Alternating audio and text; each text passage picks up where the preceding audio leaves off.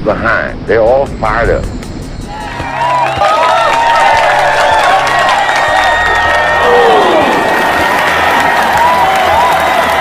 What we got to do?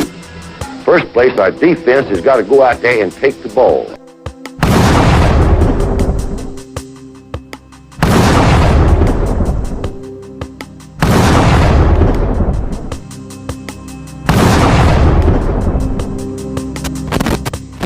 Then when we get the ball, we got to have 11 people that's going to do their job and try to score every time you get the football.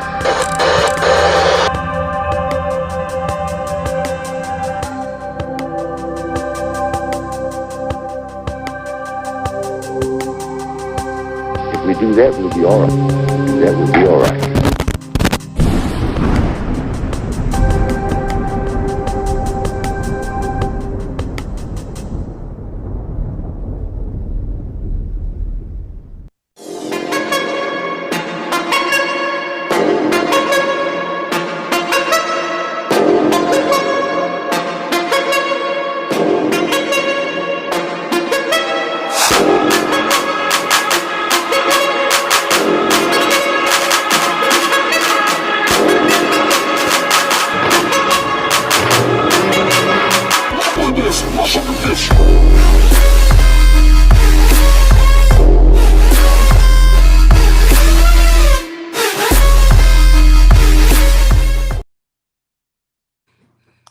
Happy Monday, everybody. Welcome to another episode or edition of Football University with me, Matt Caddell. We got another exciting show, a lot to cover.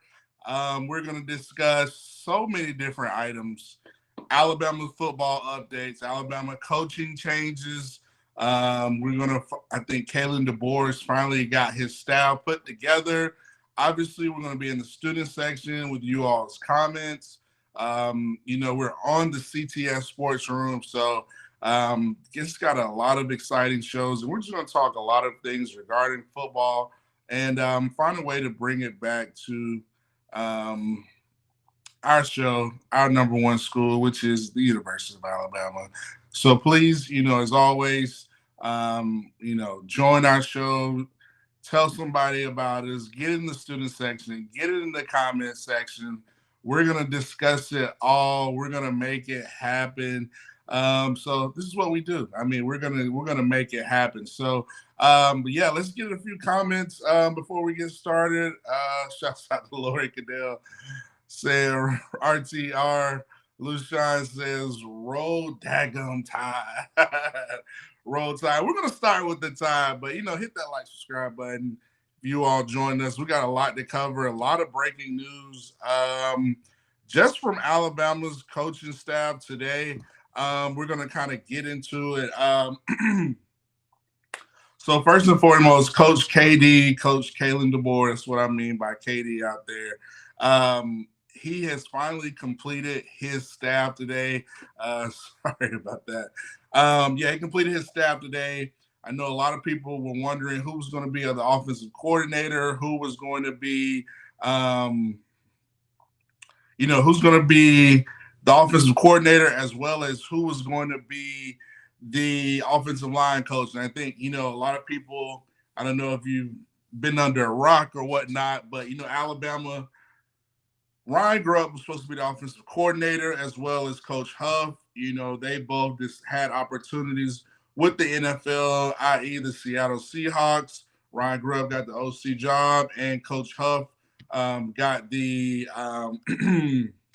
offensive line coaching job. So we still needed to fill up two voids on the offensive end. And Coach KD hired his coach, Coach Kapelovich, I believe that's how you pronounce his name. We're going to call him Coach Cap. Is the offensive line coach, a veteran offensive line coach, aggressive. I mean, he was with Michigan State when they had Kenneth Walker. They made that 11-2 run. So he knows about developing guys. Got ties to North Carolina. He was great when I think he did a really good job up there in North Carolina for the Tar Heels. And also he was with Michigan prior to signing with Baylor this past year in December. So I'm really excited. I think I'm glad to have somebody. I think he brings an aggressive approach, a veteran approach. He not only is he a great recruiter, I think he's a good fit for what Coach KD wants to do. I think he's got his guys, his staff, his method. That way he can move forward and be dominant in the SEC. And I think he's got a lot for his staff. You're looking at Coach Cap, the offensive line coach. And sneaky news, he was able to bring in the offensive coordinator from Georgia Southern, Brian Ellis. And this goes to show you, Coach KD, he's building a really good staff with a lot of great offensive minds. He's getting coordinators. He's getting former head coaches at position coaches or coordinator roles. So I think Coach KD knows what he's looking for, and he's got those guys. And, people were discussing, the latest news that broke, I guess about 40 minutes ago, Coach Inge, who was coming from Washington, I guess it was where, supposed to be the outside linebackers coach for us here at Alabama. And he, breaking news, said he's going to be the outside linebackers coach at Tennessee. So he's going to be up there coaching with Josh Heupel. And right after that news broke, Alabama had his replacement, Christian Robinson, coach from Baylor, used to coach at Florida, Baylor, coaches the outside linebackers. I really do, and I'm really excited about this hire and having Christian Robinson, the new tight ends coach, the new offensive line coach. I think we got a good variety of what we want to do, what Coach KD wants to do offensively and defensively, and I think we got a good fit. So I'm excited about that. I'm going to say this. I wasn't too sold on Inge, and I think if I speak for all of Bama Nation, a lot of Bama fans weren't too high on the Inge hire, but it is what it is. So I think this is an upgrade. I think this is a massive upgrade from Inge. I just think with the talent we have, and Keely, shouts out to my guy Lushan, Keely, Russaw, who else? In this 4-2-5 defense, Jans Pierre, I think you get a young guy like this to really be effective and, really be a great recruiter, developer, and a great fit, kind of a young Thundercat, as some may say, in this defensive staff, along with Freddie Roach, Coach Womack, his defensive scheme, as I mentioned. I really like the variety, the uniqueness of this staff. So I'm excited about it. So we want to kind of discuss that. So let's go to Lushan. He says spring ball going to be off the chain. We're going to get to spring ball. We're going to kind of talk about it. So I'm going to come back to that comment. But spring ball is going to be, let's kind of focus on it right here. Shouts out to Lushan and the Ivory Files on his show on the Bama Stand. It's going to be awesome right here. I can't wait. I'm excited. It's going to be something different, unique. So go tune in to Lushan's show. But let's talk about spring ball. I think Alabama started their fourth quarter program. And I think a lot of Auburn fans, they're showing them doing this high knee jumping drill that, is kind of going viral on Twitter. People might not be too familiar with this drill. Listen, me being a former player in the fourth quarter program at Alabama, this is one of the drills Coach Saban always had us do. It's a way to work on your leg explosiveness, jumping from one leg to another, strengthening the ankle, high knees. So to you on Twitter, or guys or not, whoever, guys, gals, whoever who might not be familiar with these drills, and you see other fan bases, i.e. the Auburn fan base, laughing at it. Trust me, this is one of the drills that Coach Saban loves to work on, working on your explosiveness, getting faster, getting quicker. So just want to say that about this drill. But like I said, Alabama starting this fourth quarter program. I'm glad to see the guys led by David Ballou. You see some of the coaches, Coach Sheridan out there, A lot of the guys out there are working together with the team. So I'm excited about the fourth quarter program and getting close to spring ball. So we're going to discuss spring ball, kind of what we see, big competition. Like, let me know what y'all are looking forward to in spring competition. I know we're going to talk quarterbacks and different types of things, different types of position groups. But I'm excited about spring ball. It's going to be off the chain, like Lushawn said, and turn into 8A. Please go to 8A. We need to have at least 100,000 there, like it was mine going into my senior year. Coach Saban's first year, I think we had 93,000 at A-Day in Tuscaloosa. So it's going to be very, very exciting in spring ball. New regime under Coach Kalen DeBoer, and I'm excited. So let's go to the student section. Y'all are rocking and rolling. Let's go to this comment from Lori Caddell. She says, what are your thoughts on the upcoming season and the strength of the staff? Well, I think this upcoming season is going to be interesting. I think the way Coach Saban transitioned from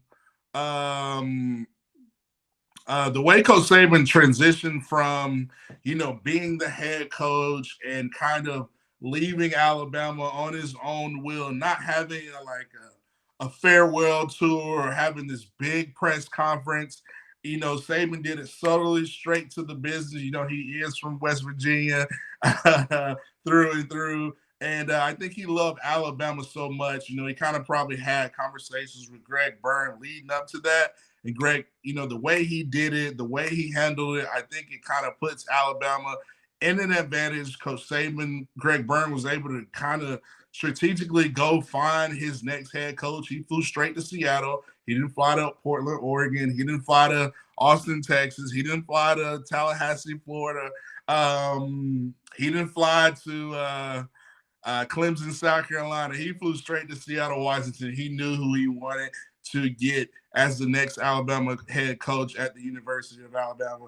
And with Kalen DeBoer, this guy has won at every single level. I love the staff.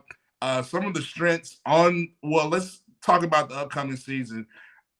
To my point, having Kalen DeBoer, having him just being in the college football playoff, actually being in the national championship, I am very excited about his staff and the looks of the upcoming season this year, especially with it being a 12-team playoff. I think the SEC is going to a 9-game SEC season. We got Missouri at home. We got Auburn at home. We don't play Ole Miss, but we have Georgia, which is going to be the biggest game, obviously, from everybody between Auburn line. Not the Auburn line, the Alabama State line to the Georgia line. Forgive me that I know saying Auburn on my show is like blasphemy. But yeah, it's going to be everybody and their mama's going to be turned into that game September 28th. I believe it's going to be a night game at Bryant-Denny Stadium.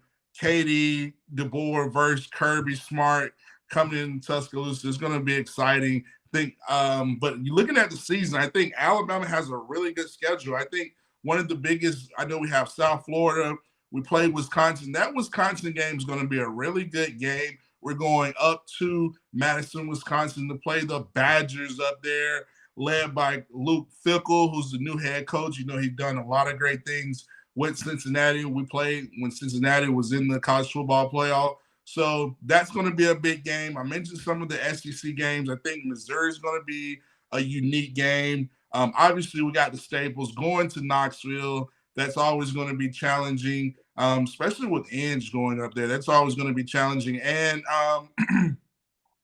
the Iron Bowl and going to LSU, going to Baton Rouge. The LSU game is going to be circled. So, I think Alabama is going to be set to handle business. I think they're going to be so doubted. I think nobody's going to really be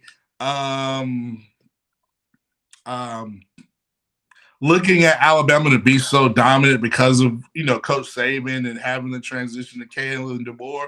But like we always said this past year, rank mentality, let all naysayers know.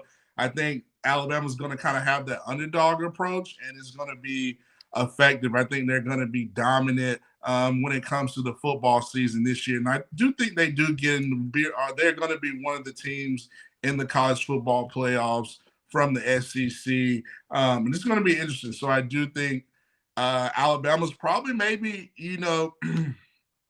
if they do, I don't see them losing more than 3 games, but I do see them pulling some games out. Maybe having 1 loss during the regular season, possibly 2, but I really can't just put my hands on 2 losses. I think everybody's going to be trying to, because we're not Saban themed and we're not so Saban, it's going to be really difficult trying to hard game plan Alabama, a new creative mind, DeBoer system. He's going to be, you can't really look at Washington State because Ryan Grubb's at Seattle. So DeBoer, the way he is, he's very detail oriented, very creative. He's very innovative. So when it comes to things, he's always changing things. So he knows how to affect different teams where we're going to be dominant, and just Alabama's going to be the same Alabama, and he always wins. So I'm excited about Alabama, but I do see them getting into the 12-team playoff, if that answers your question. So let's get to another comment. Shout out to the student section. This team will be way faster as far as running schemes on both sides of the ball. I agree. You're going to get a different type of Alabama team, to my point earlier about, it's going to be something different. It's going to be something unique. We're still going to be able to run the ball. We're going to be really explosive on the offensive side of the ball. We're going to be very creative, innovative, cutting edge, I believe, on both sides of the ball. My prediction is when people see what we're doing, they're going to want to try to do what we do, because that's what we do at Alabama. No matter who it is, they're always going to try to do what the greats do. So I think and that's one thing I love about DeBoer's system, his staff. He's got guys, I think, that are going to be beneficial for Alabama in the long run. In the long term, they want to be at Alabama. You look at Nick Sheridan, the offensive coordinator. He's going to be running DeBoer's system. You brought in a coordinator who's the tight ends coach from Georgia Southern, in having Brian Ellis. You keep Robert Gillespie in the running back room. That is huge. I mean, I'm going to take a pause right there and just talk about the running backs. You look at what Washington was lacking versus Michigan in the national championship game. They had a running back who was only probably 70% in the national championship game. If they had the depth that we had at running back, there probably is going to be a more competitive game, I would tell you that. And they don't have the talent that I think, or the depth that we have on both sides of the ball. So I think it's going to be unique with what Kalen DeBoer, Coach KD, likes to do with this staff and the talent. Like I said, he's probably going from a Corvette to a Lamborghini Ferrari when it comes to the talent level. So I think that's, to Ushan's point, that's going to make to so many different creative schemes that are outside the norm, because so much of college football has Saban's imprint on it. You look at Kirby, Saban. You look at Sark, Saban. You look at Jimbo Fisher was Saban. Like, everybody kind of has their Saban imprint, or they wanted to hire somebody with Saban ties. Now you can't really look at that because Saban's no longer here, so it's something completely different. Now you kind of really got to be kind of caught off kilter when it comes to how do I game plan, and you're really dealing with somebody who's just super innovative, creative on both sides of the ball. So I'm excited, to your point. Yeah, to your point, we are going to be physical, and we still are going to be able to be physical. I think the offensive line is going to make tremendous strides. A lot of people might not say, oh, I don't know who this coach is or whatnot. Who is this coach? But listen, we hired Coach Wolf. We thought Coach Wolf was one of the top offensive line coaches in the country. And what did we do with the offensive line? We were number 120. We were 125th in the country in giving up sacks. What does that say? Yeah, you can recruit. But can you develop? Can you make guys better than what they are? And I think having a coach, bringing in a veteran guy like Coach Cap, no nonsense, aggressive, kind of got a little meanness to him. He's going to get the best front 5 guys out there. And so I think that's that's a good fit for Alabama. So to your point, we're going to be running the ball. We're going to be physical because look at the horses that we have. We, like we said, under the leadership of Robert Gillespie, we have Jam Miller. We got Justice Haynes, sweet Justice Haynes, as they like to say. Richard Young. I haven't even got to the freshman, Daniel Hill, the star-studded running back out of Mississippi. So we have a lot of talent depth. I think Riley, the other running back out of Tuscaloosa County. So we got a lot of talent to utilize, and I'm excited. So we're going to be physical. We're going to be unique on both sides of the ball. And like I said, we're not tied to Saban. It's going to be so many programs, their identity is tied to Saban. It's going to be something different, and they're going to be like, what do we do? So many teams are so used to just copying what Saban did, what Saban run, hire his personnel to their staff. We're completely different. We have our own identity. I think that's what's going to make Alabama so unique that we're just going to be so dominant. So, let's see. Y'all are rocking in the student section. Shouts out to Lori Caddell. She's on it today. She says we need to be faster. I think that has been a weakness as of late. I think we've had the speed. To your point, I just think we didn't utilize all the speed in the right places, whether it's, I'm gonna speak offensively. I think whether it's finding creative ways to get balls into playmakers, get the ball into your playmakers' hands, whether it's jet sweeps, Kendrick Law, Apprentice. Like I said, we're talking about quarterbacks. We got to get a quarterback. Like I said, if you listen to Football University, I've always said that Jalen Milroe has to continue to work on his footwork, like the mechanics of being a really effective pocket passer, delivering the ball accurately, reading defenses, knowing where your first, second, third read, checking into the right play, getting into distributing the ball, facilitating the ball, whether it's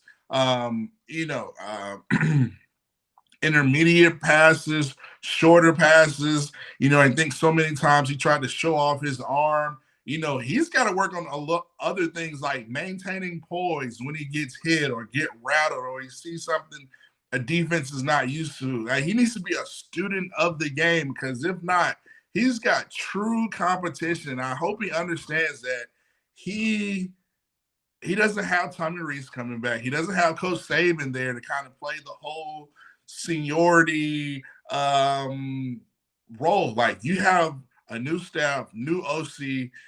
You have to be the leader. You have to be the exceptional best player at that position to be the starter in this offense because they're going to put so much on the quarterback, whether it's, checks, reads, pre-snap reads, how to manage the pocket, how to feel what pressure is, delivering the ball, delivering the accurate ball, timely, not holding the ball. Like, you just got to work on so many of the little things, the intricacies, the details of playing the quarterback position. And now I think that's how our offense is going to show, man, we look so much faster. We're getting the balls into Ryan Williams. We're getting it to Kobe Prentice. We're running jet sweeps. We're putting Kendrick Law in the backfield.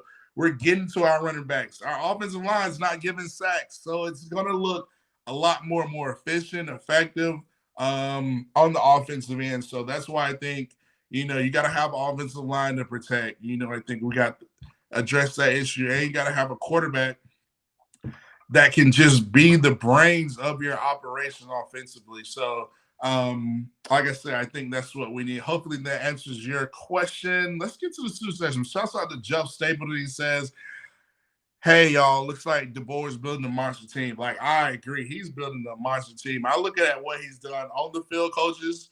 I mean, he was able to retain Freddie Roach, Robert Gillespie, two integral pieces on the staff. One's going to be the associate head coach, and one's going to be the assistant head coach. I mean, that's huge. I mean, to show those guys some love and the leadership that they showed in this program, keeping things together, whether it's staff in this transition period, I think it's going to pay dividends. And I think the way DeBoer was welcomed to the SEC, I think he knows the gravity of coaching at the University of Alabama. I think he has the right mindset. I mean, for you to come behind Coach Saban, you want somebody who wants to be in that role, who wants to not only continue the tradition, but take it to another level and stamp his own legacy.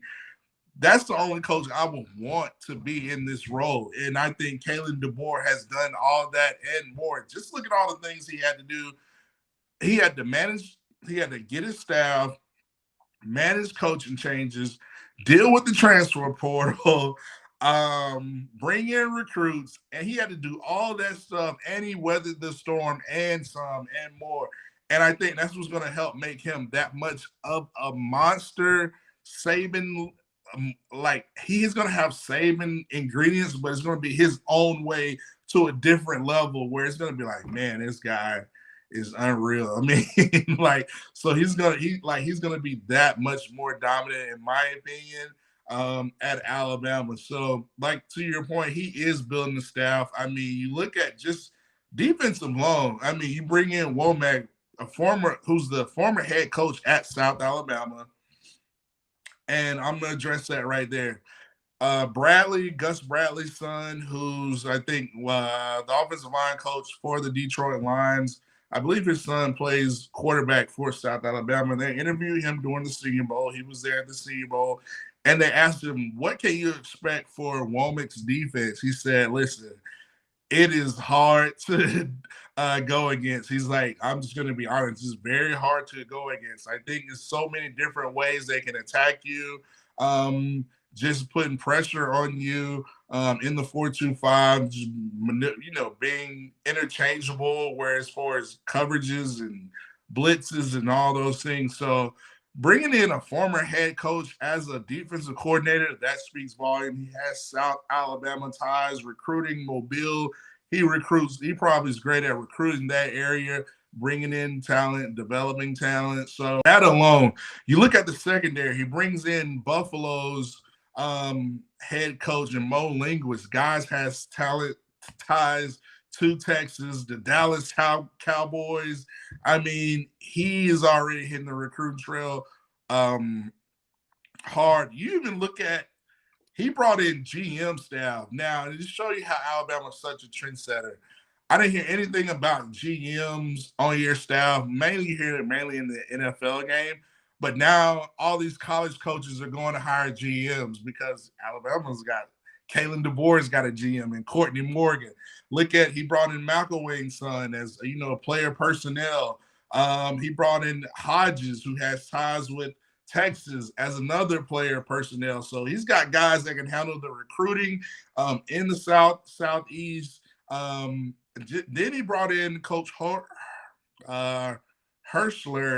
I believe I'm pronouncing his name correctly, who's come from Wisconsin, who was at Cincinnati when they had Kobe Bryant and, yes, Sauce Gardner. So you bring him to compare it with Mo Linguist in the secondary, that's going to be unreal. And then, like I mentioned, Freddie Roach, you got the D-line. Coach Womack's going to coach inside linebackers. And one thing I love about Womack, he's going to have a type of tenacity, a type of juice that he brings. The reason I say that, if you go back to the bowl game that one of the viral clips I saw of Coach Womack, he's such a fiery guy. He was the head coach, and he walked out on the field and was chewing out a referee because of a flag. And that's the type of fire that I love for a coach. I mean, you got young, fiery guys to coach your defense, secondary, whatever it is. So kudos to the staff. I think it's good fits for what Kalen DeBoer wants and what he's looking for in coaches. So, like I said, he retained Freddie Roach. He got Chris Robinson. My guy Lushan, who's a research guru. Shouts out to Lushan. He knows how to dive into the stats of what this Christian Robinson guy can do. Development, played at Georgia. came from Baylor, was at Florida. I mean, he knows how to develop pass rushers. He can recruit in Florida, Texas, Georgia, no matter where it is. He knows how to get these guys playing lights out, and I think it's a great fit. So to your point, and we've already discussed the offensive side, we didn't have to go out and get another offensive coordinator, maybe from another school. We kind of got our own identity, and I think that's what I'm more impressed about this Alabama staff. We got our own guys, kind of like how Coach Nate Oates was. Nate Oates, when he got his coaches, his own staff, his coaches, and he was just super dominant in the SEC. And I'm thinking that's going to be the same thing with Coach Kalen DeBoer. So great comments. So let's keep going. Y'all are rocking and rolling in the student section. Let's keep going. Y'all are rocking and rolling in the student section. Thanks to Jeff Stapleton for that comment. It's a great comment. I think this goes back to the comment that Lori Caddell mentioned that, yeah, we look slower. He's like, yeah, the player looked confused out there, which led to them being a half step or so, half step slow during the game, because I mean, you can't be confused. And I think we're not gonna roll out guys that are confused or playing slow when it comes to this game plan. Like, it is as my good friend brother Lushawn likes to say, it's a true factory reset. Like, just look at the quarterback room alone. What DeBoer and Grubb like to do offensively, not Grubb, but Nick Sheridan in DeBoer's system, is detail-oriented, innovative, and aggressive and smart. Your quarterback has to be able to do all of those things. Like, you need to be a student of the game. Like, you have no, there's no need to get complacent in this offense, especially in the quarterback room. You look at what he brought in. He brought in Austin Mack for it's a reason Mack is in Tuscaloosa. You look at Dylan Lonergan. I mean, word on the street, these guys are in the lab with the receivers, working on chemistry, in the playbook, probably working, watching film with Sheridan. Like, these are the things that the quarterback needs to be doing. I'm quite sure Ty Simpson's doing the same. So, like I said, if Milroe wants to be all he can be, he needs to work on his game and all facets of the game in order for him to separate himself from the other quarterbacks in this room. Like, you can't go in and just say, oh, I'm the best player, you know, I got the experience, No, that's not going to cut it. You got to cut it in the field, in the film room, on the field, in practice, being able to recognize coverages, blitzes, checks. You got to do all those little things and more in order to be the signal caller this year, because I don't see DeBoer changing his system to fit the quarterback. I think he's going to, Nick Sheridan, all those guys are going to want to bring that quarterback up to speed and play the guys, because we have so many weapons. We got Kendrick Long, Kobe Prentice, Hale, Hamilton, Amari Jefferson, Rico Scott, Bernard, the transfer. I mean, we got so many weapons, and we want to get the ball into these playmakers' hands. We don't need a quarterback or somebody that's out there a little bit timid, don't know what to do to get the ball out, because we're not trying to lose games. We're trying to win games and be dominant. So that's going to help us play faster, effective, even aggressive. So you got to have all those attention to details and more when it comes to playing the QB position. And you got to be able to facilitate. I mean, you listen to Michael Penix, just some of his interviews, you know, talking about, you know, being detail-oriented, aggressive. Now, Washington, they probably didn't have the same depth as Alabama or Michigan or whoever, but they found ways to get to the national championship. So now you got all these weapons, all this talent. You know, you got Coach Shep, probably the best receiving coach co-OC in the coordinator. So, in the country. So they're going to be looking for guys to be that effective at the quarterback position. So I think that's going to help propel us to play faster on the offensive end. So y'all are rocking and rolling in the student section. Let's keep going. Let's see, Jerry Jackson in the building. Shouts out. Well, Alabama still have the same quarterback this coming season. I do think Coach Saban might get the. I'm not Coach Saban. I'm sorry. Jalen Milroe might get the first shot at it, but like I said earlier, it's up to him if he wants to be the starting quarterback this fall. Like I said, he's got to be. If I'm Jalen Milroe, I'm constantly throwing passes. And I said this even after we beat Georgia in the SEC championship. I said in order for Alabama to take the next steps to the college football playoff and win a national championship, I said it's important that Jalen Milroe gets passes, continue to have that continuity with the receivers because he was going to have 3 weeks off. You need in those 3 weeks, what I've seen having preparation from end of the season to the bowl game, you have to work on your game individually. And I feel like what separates the greats, what makes, and I mentioned Kobe Bryant and Michael Jordan and all those guys, you have to have that type of work ethic to be like, man, I need to work on in order for us to dominate Michigan. I can't sit on my laurels or sit on my hands and just think, oh, I just show up to practice and not put in the work. No, you have to at least get up. You need to be throwing at least 75 to 100 passes to these receivers. Like, you need to know, like, if he would have done that, I believe he would have been that much better of a passer in the Rose Bowl. Obviously, he could have been getting 50 snaps with Seth McLaughlin. You know what I'm saying? Little things like that. You have to be detail-oriented. So, to your question, to your comment, if Jalen Milroe does all these things and more, he will be the starter. If not, it's going to be put up to chance. You look at Austin Mack. This guy's 6'6". From what I've heard, he is Cam Newton, but with a better arm.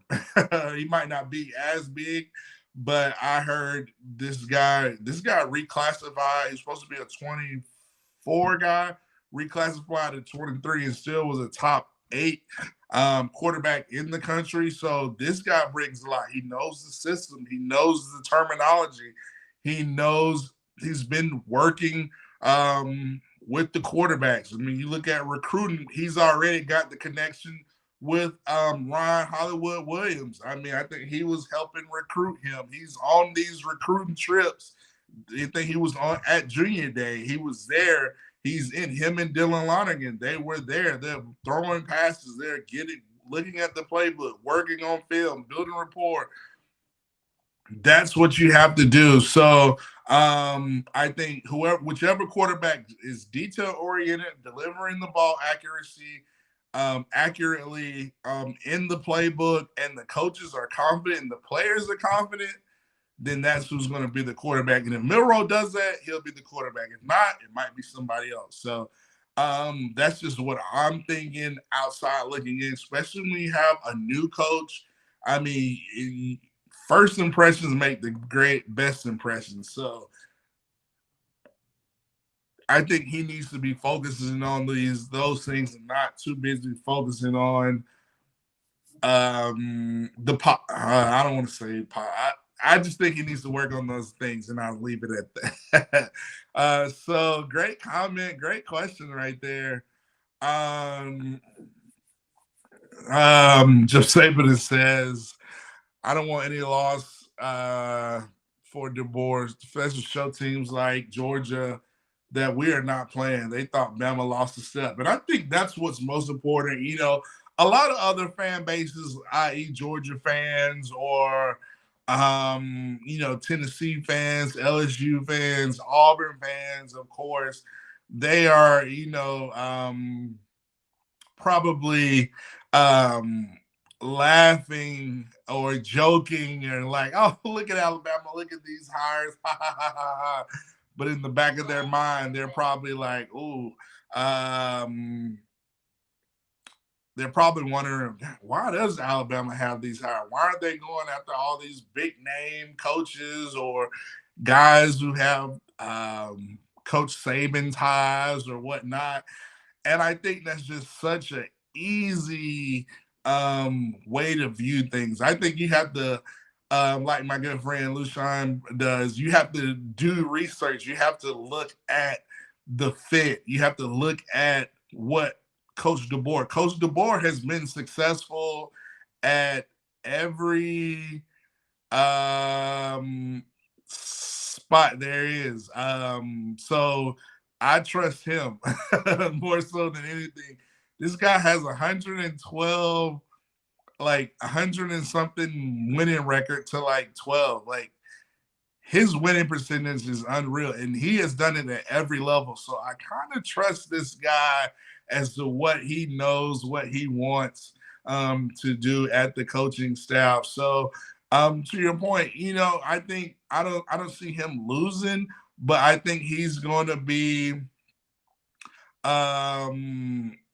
I think he's going to be effective, and I think he's going to prove it to these teams. Like I said, Coach Katie knows what he's doing, and he's going to be, he's going to understand. I think he's going to have Coach Saban in his ear to kind of let him know, like, you got to be creative. You kind of got to be thinking, almost 2 games ahead, what you want to put out on film, all those things. Maybe not showing everything, showing all your hands, because everybody's going to be game planning for the Alabama game. So great comment right there. So let's go.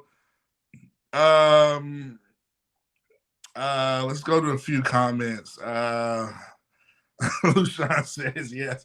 It would be an open race, and you think we see a different QB this season. Like listen, Alabama has in military terms, I love the movie Top Gun. And one of the fighter jets, one of the biggest fighter jets that they have, in the old Top Gun, in Tom Cruise, it was the Meg. I think they had the F-14 or what. That was the jet that could fight the Meg or whatnot. In military Top Gun Air Force terms, Alabama has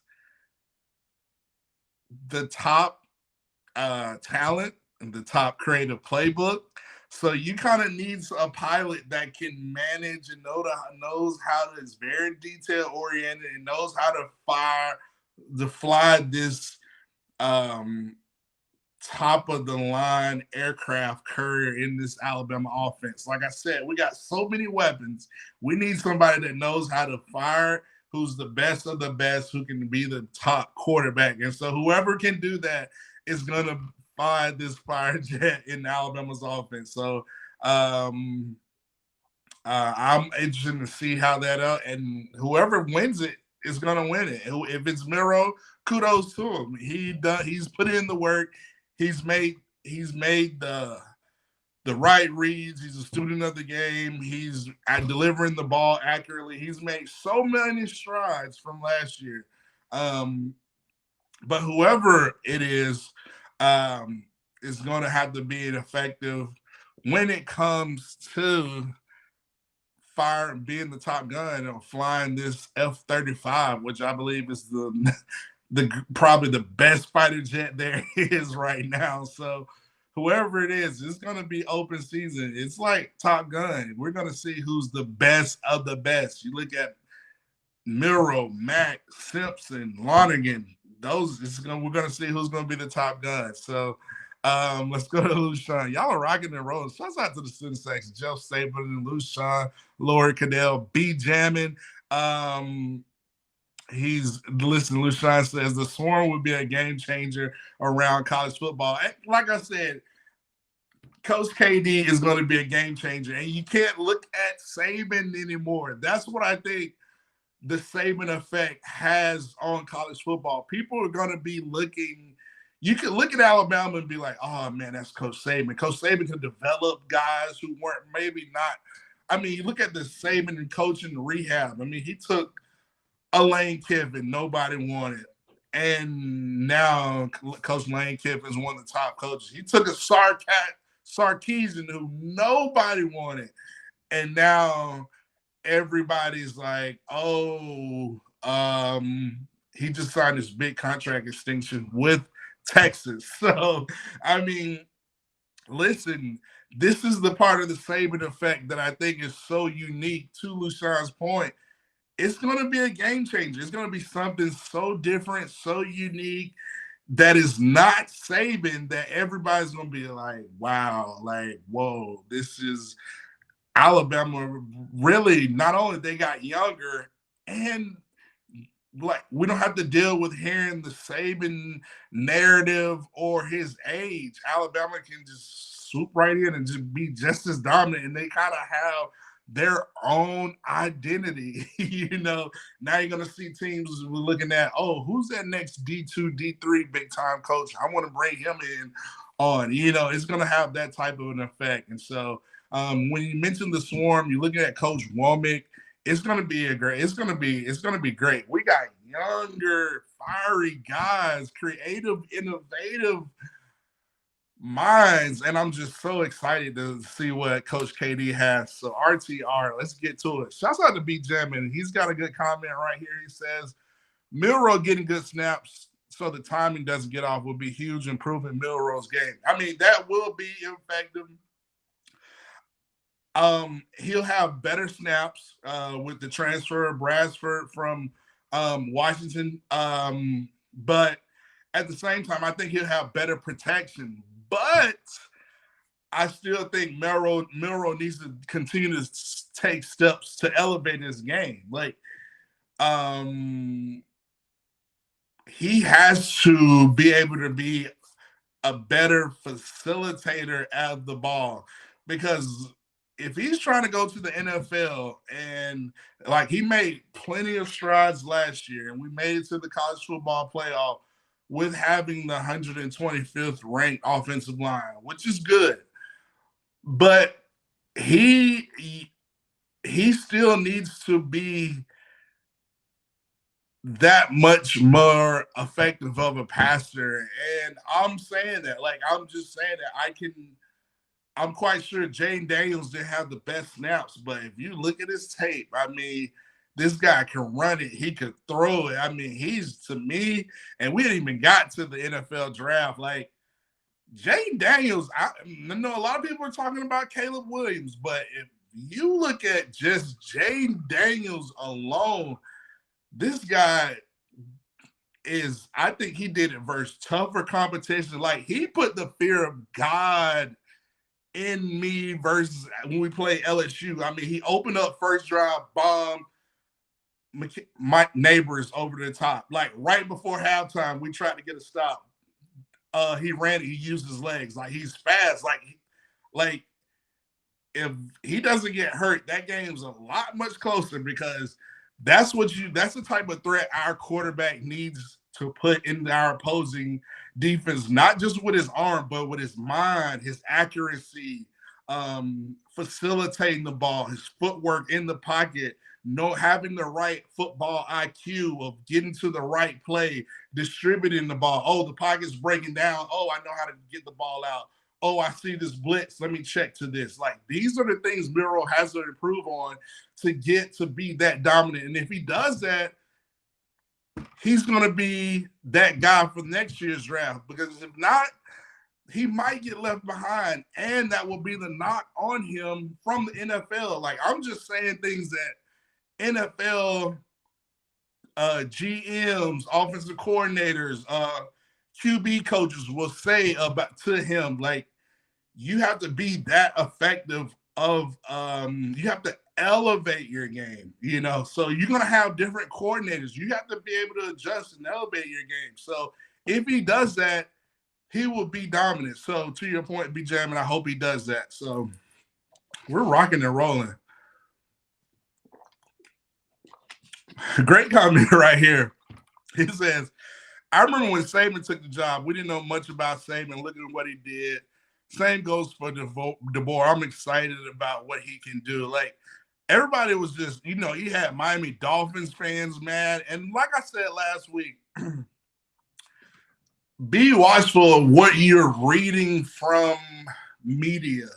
A lot of the media, if they're bad, shaming or talking bad about our head coach or Ryan Grubb and Coach Huff, a lot of that was coming from Seattle or the Pacific Northwest, where you look at the media that all that stuff was talking bad is probably bitter Seattle Seahawks fans or Washington Husky fans. Okay.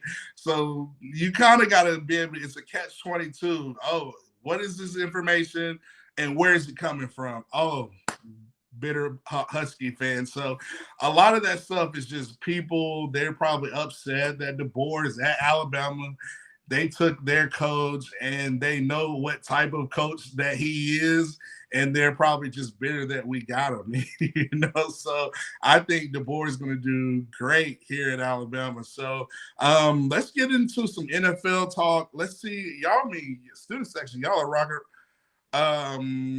rocking and rolling. Yeah, Miro's got to get his timing down. I think everybody's in agreement. It's going to be a QB race. I don't think it's a lock for Milroe like Lushan. I think he's going to get first shot at it. But like I said, it's like Top Gun. You got other fighter pilots out there who know how to – you look at Austin Mack. You look at Ty Simpson. You look at Dylan Lonergan. Those three guys have been in the lab working on – getting the rapport with the receivers. I know being out recruiting Matt, those guys, like these guys have arm talent, they know the playbook, and they're putting in that work. So it's going to be an interesting QB race, and I cannot wait to see what it's going to look like come 8A or hear the reports coming out of spring. So y'all are rocking and rolling. Let's get to a few. Y'all, man, I love the student section. Y'all just make the show so much better. In the chat, looking forward. Let's fire these off rapid fire. Looking forward to see the QB race. We said it's not a lock. Jeff Saban, seemed to me he was focused on deep passes too much. Yeah, he's got to work on the intermediate throws, the short throws, making the great IQ football reads. I mean, you look at Mahomes. Like, what separates him is Mahomes just didn't throw the ball just to throw the ball in the Super Bowl. Like, he actually took a sack because or threw it away because that was the safe read in that situation to throw. So to make in that decision making. So shouts out to Wet Wheel Sports. He says roll tide RTR. Let's see what James Knox. Shouts out to James Knox. He says, how stressful is the coaching change from a player's perspective, being that I underwent a coaching change my senior year? I wouldn't say stressful because you have no control over it anyway. Now, the most important thing that it's a little bit of unknown. You might have a little bit of I'm not gonna say anxiety or stress. Only thing you focus on as a player is like, man, whoever it is, I trust Mal Moore. At that time, it was Mal Moore. We were hearing Steve Spurrier rumors when we lost Coach Shula.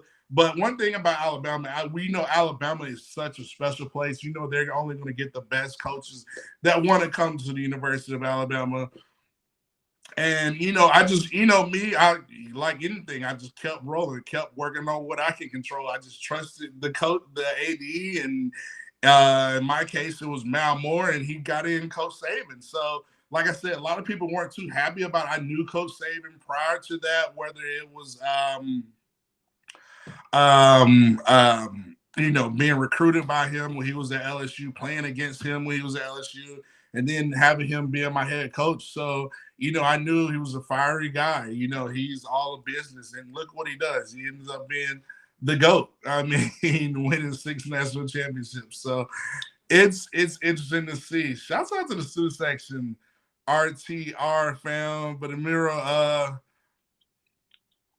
yeah, I do think Miro has to learn to handle, running the ball, making the right football move. He's got to be able, if he can get it down, if he can be such an effective passer, just working on the little things, pre-snap, post-snap, reading the, facilitating the ball, distributing the ball accurately, he could be that guy. And I look at Jay Dames, he will be he could write his own check if he works on those things. That's all I'm saying. I want the best from Milroe. He's just got to work on these things to elevate his game, take it to the next level, is all I'm saying. Shouts out to the student section. Steven Scuba says, offense staff's going to get the most out of a talent like Miro. Like I said, I believe he will, but I still think it's up to him to take it to the next level. Footwork in the pocket awareness, really getting in the playbook, really understanding reads, all that good stuff. Because, listen, you have true competition. You have Austin Mack. You have not only Todd Simpson. You have a new playbook. You got new coaches. Like I said, Coach Saban's not going to be there. Tommy Reese is not going to be there. It's going to be interesting. B. Jamin says, I think Jalen Hale will have a good year. I agree. I think Jalen Hale will be dominant. I think he'll be really, really good as well as all the other receivers. I just think it's so important we have a QB, like I said, that can fly this fighter jet for us with all these top weapons, get us in the right play, all those good things. So it's going to be that much important because we have so many weapons. I don't think they're going to waste their time trying to baby a quarterback who can't, distribute the ball accurately, don't know how to get in the right play, turning the ball over, not making the right reads. We don't have time to waste. We have so many weapons that we need to utilize them. So be a leader and be that effective on the offensive end. Jeff Saban says, don't throw the ball to a player when there's 4 players around. I agree. So, great comments, great show. Let's do rapid fire. Burton could have walked in the end zone in the Rose Bowl. He was jumping up and down. Nobody around him. Listen, we're going to get it. We're going to kind of dive into this stuff for sure. Let's see what B. Jammin. Great comment. I have a feeling we might lose. Let's get to this comment right here. I have a feeling we might lose a good quarterback. Open portal next to hope. We have a feeling it will happen after 8-8. We might not. It's just going to depend on how it goes. If the quarterbacks understand the system, execute, perform at a high level. Like I said, utilize these weapons. It's so much that goes into the quarterback. You got to have accountability. Like, hey, we're going to distribute the ball. I'm quite sure DeBoer, Nick Sheridan, they have their principles of what they want their quarterback to execute. And so we're going to have to do that this year. Whoever does that, may the best man wins. I'm confident that they're going to put the right guy out there, and they're going to want depth at the quarterback position as well. So the receivers played good last year, but they could have played better. I think we missed a lot of plays in the air vertically, and some check downs, some wide open guys running over. We didn't have the best protection. We had low snaps, all that stuff, and it kind of throws timing off. But if you're getting bad snaps, we should be working on that daily. Like, we need to get hey, let's get 50 snaps a day. That way we can work on our timing, and when we get tired, we don't lose technique. So, I think that's something, a good player, a good quarterback will work on. So hopefully, we put the best 11 out there on the field, offensively, defensively. I think the quarterback who is going to be the quarterback, or the top 2-3 quarterbacks, are going to have those traits, and they're going to know how to make this offense effective and be a great leader. So great. Thanks for tuning in. Shouts out to Steven Scuba, B. Jammin, Lushan, Jeff Stapleton, Lori Caddell, Jerry Jackson, James Knox. You all were amazing in the student section. I had to get a bottle of water because It was just so many great questions and so many thoughts. But listen, we're going to finish this conversation next week. Same channel, same time here on the CTS Sport Room, Football University. Listen, let's dive into this spring training, this coaching staff, what you're excited about, and bring it to the student section. You guys are amazing. RTR. B. Jammin says, shouts out to Caitlin Cart. Not only can Caitlin Cart ball out. What's the basketball player? Juju Watkins out of Southern California, USC. She's a baller too. But Caitlin Clark, NCAA leading scorer, she's a baller. Listen, it's going to be interesting to see. We cover everything here at Football University. Tune into my show next week. Invite somebody. Like, we need to have it as soon as 7 o'clock hits or 6 o'clock hits. We need to be packed here in the student section. I look forward to seeing you guys and gals next week. RTR, let's have another great show. Enjoy your week. I look forward to seeing you all next week here at Football University with me, Matt Caddell. Peace.